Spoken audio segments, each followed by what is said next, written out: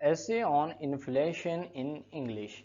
Inflation means a general rise in the prices of services and goods in a particular country, resulting in a fall in the value of money. When the general price level rises, each unit of currency buys fewer goods and services. Consequently, inflation also reflects reduction in the purchasing power of money. Inflation effects on an economy are various.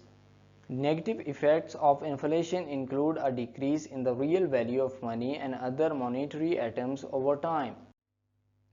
Uncertainty over future inflation may discourage investment and savings. High inflation may lead to shortage of goods if consumers begin hoarding out of concern that prices will increase in the future. Economists generally agree that hyperinflation is caused by an excessive growth of the money value, money supply. Low or moderate inflation may be attributed to fluctuation in real demand for goods and services or changes to growth in the money supply. However, the consensus view is that a long sustained period of inflation is caused by money supply growing faster than the rate of economic growth. Today, most mainstream economists favor a low, steady rate of inflation. Low as opposed to zero or negative inflation may reduce the severity of economic recessions by enabling the labor market to adjust more quickly in a downturn. There are a number of methods that have been suggested to control inflation.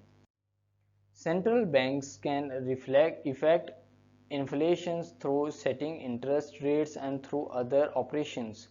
High interest rates and slow growth of the money supply are the traditional ways through which central banks fight or prevent inflation. Monetarists emphasize on increasing interest rates and slowing the rise in the money supply.